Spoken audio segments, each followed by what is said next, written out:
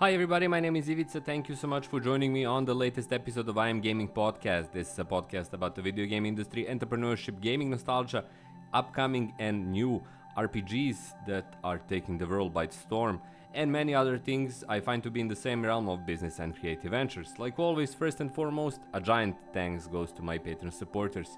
All of you make this podcast possible. That includes both paid and free users, so big thanks to everyone who has signed up to my Patreon page. You are amazing and I'm truly and incredibly grateful.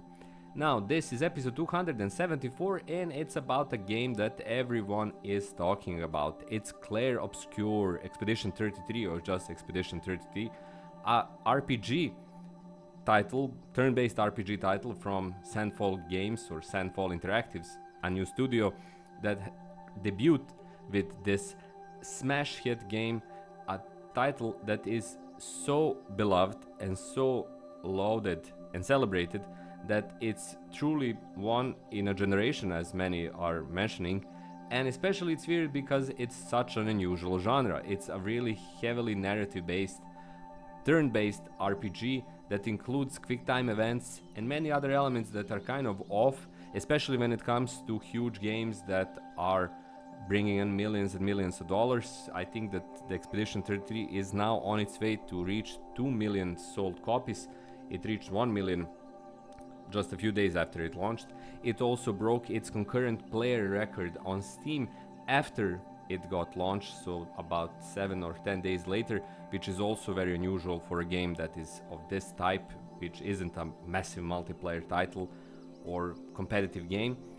And it's all somewhat unusual for anyone who is following the video game industry, especially because everyone is trying to kind of find out what are the lessons that Expedition 33 can now teach other gaming studios, especially AA and AAA productions, because Expedition 33 is a AA game that was created by a relatively small team over a prolonged period of time. It was in development since 2020. It got a Epic Mega Grant and 50,000 USD in 2022, if I'm not mistaken, but it took around 5 years to create by a small team, including people who worked at Ubisoft France and decided to make something different. Now, a lot of people are trying to kind of figure out what is that magic in the bottle, lighting in the bottle that is providing so much success to Expedition 33. There are a lot of elements and some of them are pretty important. First of all, the game is very priced fairly. It's sold for 50 USD and it is on a range of discounts. It was on a range of discounts once it launched, so there is what everyone is now labeling a lower price. It also feels like a passion project. It feels like a work of art that is heavily dependent on the team that made it year in, year out. Obviously, it wasn't like a revolving door kind of situation where people come in and leave, as far as we know.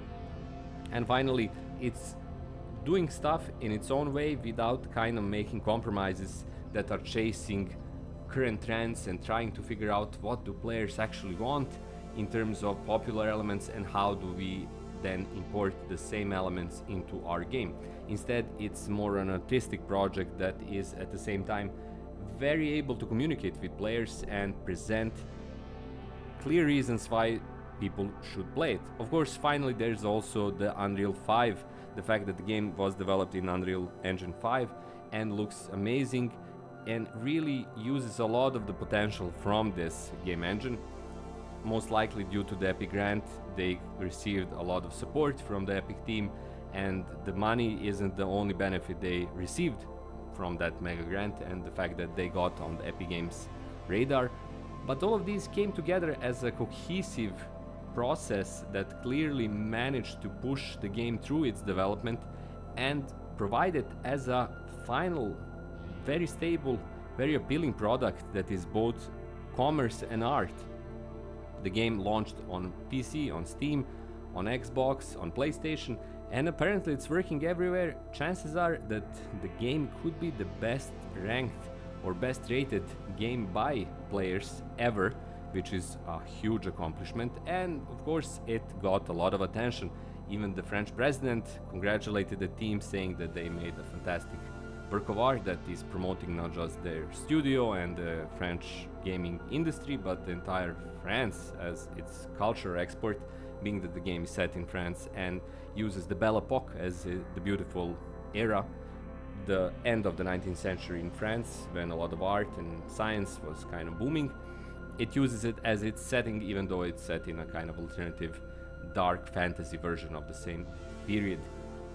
What can you learn from the success of Expedition 33? Where there's a lot of lessons there, but they're all interconnected in a way that is not easy to kind of disseminate and just pick one element. Clearly, the team was really interested in making the best game possible, and they were cohesive as much as possible. Chances are that the majority of the developers that started, also they ended the game, they finished the product, which is pretty rare nowadays. A lot of layoffs, a lot of project cancellation, studio closures, team reshuffling, rehiring, hiring, that is making any kind of unified vision not that easy to create. On the second hand, the team ignored a lot of elements, making genre of RPG turn-based one of the most popular best-selling game in the world, which isn't easy. It's not something that is kind of intuitive, and a lot of companies just can't get the funds to produce something like that, being that people will rather risk money on, I don't know, another extraction shooter that won't flop completely, probably will make some money, most likely won't become the next Apex Legend or whatever, but at least we tried, and investors are more likely to fund a project like that instead of something that is highly artistic, highly hermetical, at least when it's pitched, because Expedition 33 sounds like a super weird story in a really niche small genre of both RPG, which isn't that small of a genre, but turn-based RPG, it's not something that is kind of making mega hits week in and week out, so few people would kind of bankroll a project like that. And finally, there's that also the notion of trying to price things fairly, trying to avoid overpricing, trying to avoid being seen as something that is shovelware, which is also a balancing act, and there's no kind of definitive way how to approach it and make sure something works, something doesn't. But the point is that no studio, especially the larger studios, can ignore the success of the Expedition 33 and should try to take one or more of these elements, even though it's impossible to take them singularly, and try to blend them into their process. Otherwise, I'm certain that we'll see a lot less examples like this one, a lot more examples of games that are huge, overfunded, that fail to get an audience, that are seen as a way to lose money and lose your gamer base, but no one is doing anything to change it. Everything is just spiraling out of control until the project simply shuts down, or the whole team shuts down, the entire company goes out of business, which we saw a lot in the past 2 years. So Expedition 33 and Sunfold Interactive are showing us a way how to do things differently, and we should look and try to study it, even though it's going to be really hard to just take out an element or two and say, I'm done, we're done, and we're going to make a much better, more successful game due to that. Instead, the holistic approach needs to be taken towards this, and the lessons also need to be holistic in their nature. That's all for this episode of I'm Gaming Podcast. It was a longer one. Hopefully I didn't rant about. Hopefully it was interesting to listen to me. If it was, please consider subscribing, leaving a like, sharing it maybe with friends who would be interested in hearing something like this. And of course, please check out my Patreon page, check out my Patreon supporters, check out my books on Amazon, check out my channel memberships. But of course, the easiest way to support me, just subscribe to my channel and be here for my new videos. That's all from me. My name is Ivica. Thanks a lot for watching and listening in this case. Have a great day, have a great week, and I'll talk to you in precisely 7 days from now. Until then, bye bye.